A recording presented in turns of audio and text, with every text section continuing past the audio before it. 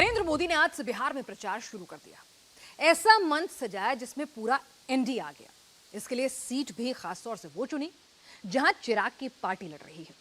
नीतीश की तारीफ की, एनडीए की एकता मंच से दिखाई और लालू की पार्टी में क्या हो रहा था यह भी आज पूरे बिहार ने देखा। चुनाव से पहले इंडी में तनाव हाई हो चला है। पप्पू यादव बागी हो गए हैं और बिहार के 40 से बीजेपी के 400 पार होंगे।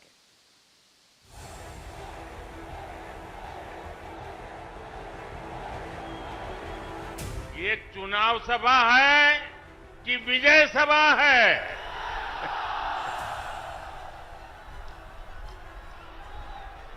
आपने कमाल करके रख दिया। आज जमुई की इस खूबसूरत धरती पर उमड़ा ये जन सैलाब बता रहा है जनता का मूड क्या है।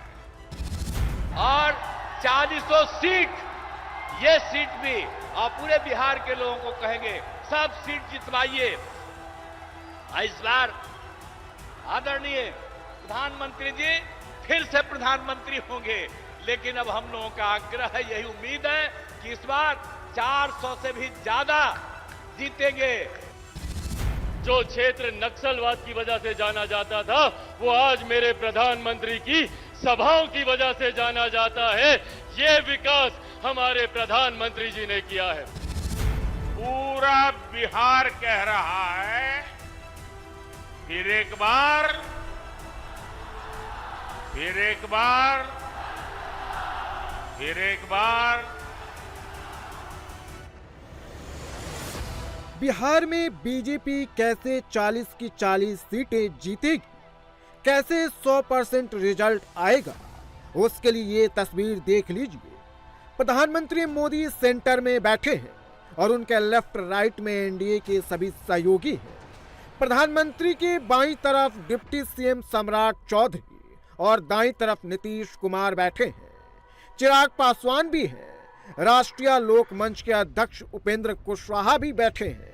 जीतन राम मांझी के पार्टी के सदस्य भी मंच पर मौजूद हैं। बिहार में बीजेपी 17, नीतीश कुमार 16, चिराग पासवान की पार्टी 5, जीतन राम मांझी और उपेंद्र कुशवाहा की पार्टी एक सीट पर चुनाव लड़ रही है। जो एक सीट पर लड़ रहे हैं उनके साथ भी मोदी है। जो 16 के रण में है उनके साथ भी मोदी है। मोदी के लिए सब बराबर, सब एक समान है। चिराग पासवान मंच पर नीतीश कुमार के पैर छूकर आशीर्वाद लेते हैं। चिराग के चाचा जिनकी पार्टी को टिकट नहीं मिला, उनकी बड़ी फोटो भी बैकग्राउंड में लगी है। पासवान वोट एक है, मैसेज एकदम क्लियर है। वंचितों के प्रिय और मेरे परम मित्र पद्म विभूषण से सम्मानित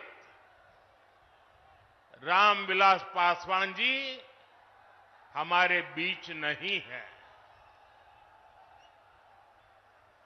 मुझे संतोष है कि रामविलास जी के विचार को मेरा छोटा भाई चिराग पासवान पूरी गंभीरता से आगे बढ़ा रहे हैं। चुनाव लड़ना मोदी को आता है, दोस्ती किसे कहते हैं ये मोदी से सीखने की जरूरत है। जिनका टिकट कटा वो भी साथ है, जो कल तक अलग थे उनको भी जोड़ लिया।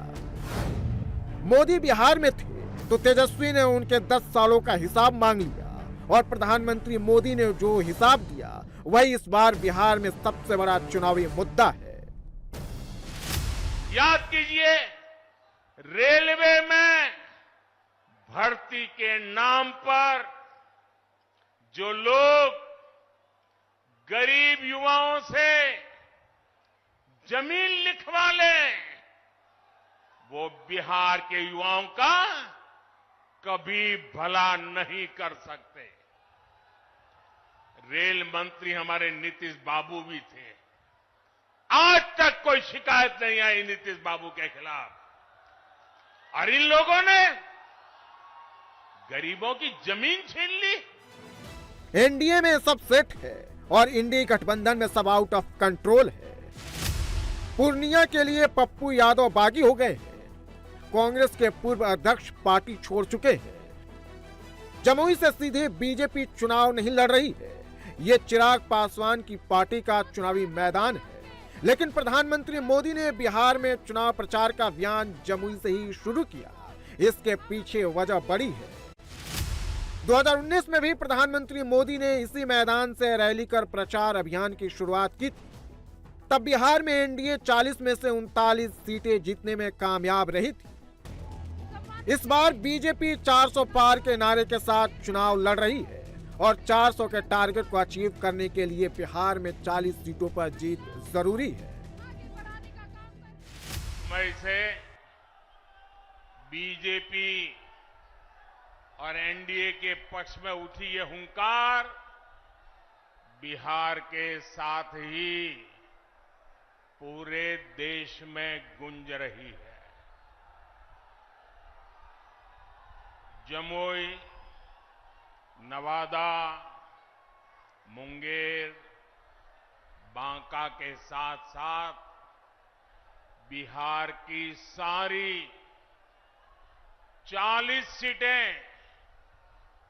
एनडीए के खाते में देने का आप बिहार वासियों का निर्धार, मैं इस निर्धार को नमन करता हूं। मोदी को बिहार में 40 में से 40 सीट चाहिए, एक भी कम नहीं। लेकिन 40 में 40 बिहार में कभी नहीं हुआ। एक सीट हर बार फंस जाती है, वो सीट है किशनगंज। 2014 में मोदी लहर के बाद भी किशनगंज सीट बीजेपी हार गई थी। 2019 से एनडीए की तरफ से किशनगंज सीट पर जेडीयू चुनाव लड़ रही है और इस बार जेडीयू ने मुजाहिद आलम को प्रत्याशी बनाया है। जेडीयू सिर्फ किशनगंज सीट से ही मुस्लिम प्रत्याशी उतारी है, क्योंकि किशनगंज सीट मुस्लिम बाहुल्य सीट है और कांग्रेस यहां से जीत का हैट्रिक लगा चुकी है। लेकिन 2024 में असदुद्दीन ओवैसी की पार्टी एआईएमआईएम की एंट्री के बाद यहां मुकाबला त्रिकोणीय हो गया है। किशनगंज लोकसभा में विधानसभा की 6 सीटें और 2020 में हुए विधानसभा चुनाव में एआईएमआईएम ने 4 सीटें जीती थी। ऐसे में ओवैसी की एंट्री से कांग्रेस का मुस्लिम वोट कटेगा और इस त्रिकोणीय फाइट में एनडीए प्रत्याशी मुजाहिद आलम मैदान मार सकते हैं। लेकिन यह कैसे मुमकिन होगा, ये इस उदाहरण से समझिए। इस सीट पर 1999 में बीजेपी के शहनवाज हुसैन चुनाव जीत चुके हैं। 1999 में भी मुकाबला त्रिकोणीय था, जिसके कारण मुस्लिम वोट बट गया और हिंदू वोट एकजुट होने के कारण बीजेपी जीत गई। इस बार भी किशनगंज सीट पर कुछ ऐसा ही समीकरण बनता हुआ दिख रहा है, क्योंकि नीतीश बिहार के लोगों को यही समझा रहे हैं कि मोदी को वोट देने में ही बिहार का विकास होगा, बिहार में कानून का राज कायम रहेगा। अब पहले जब था 5 तक तो हिंदू मुस्लिम का भी झगड़ा होता था, और जब हम लोग आ गए तो हिंदू मुस्लिम का झगड़ा भी खत्म हो गया। इसलिए मुस्लिम समुदाय के लोगों को भी कहेंगे कि भूलिएगा मत, हम लोग जब तक हैं तब तक झगड़ा नहीं, और गलती करके फिर उसी को दे दीजिएगा, फिर झगड़ा शुरू करा देगा। एक तरफ एनडीए सरकार है जो नए उद्योग लगाने की बात करती है, दूसरी ओर ये लोग हैं जिनकी पहचान अपहरण उद्योग की रही है। हम महिलाओं को सुरक्षा की गारंटी देते हैं, बेटियों को नए अवसर देते हैं, जबकि आरजेडी के लोग जंगल राज में बेटियों को सड़कों से उठा लिया जाता था। मोदी और शाह ने बिहार में सभी सहयोगी दलों को साध लिया है, लेकिन बिहार में इंडी महागठबंधन के कुनबे में सब कुछ ठीक नहीं चल रहा है। पप्पू यादव पूर्णिया चिल्लाते रह गए, लेकिन लालू ने अपना प्रत्याशी उतार दिया और कांग्रेस पूर्णिया सीट मांगने की हिम्मत तक नहीं कर पाई। जो पप्पू यादव पूर्णिया से चुनाव लड़ने के लिए, अपनी जीत पक्की करने के लिए कांग्रेस में अपनी पार्टी का विलय करके आए, उनके पास कुछ नहीं रहा।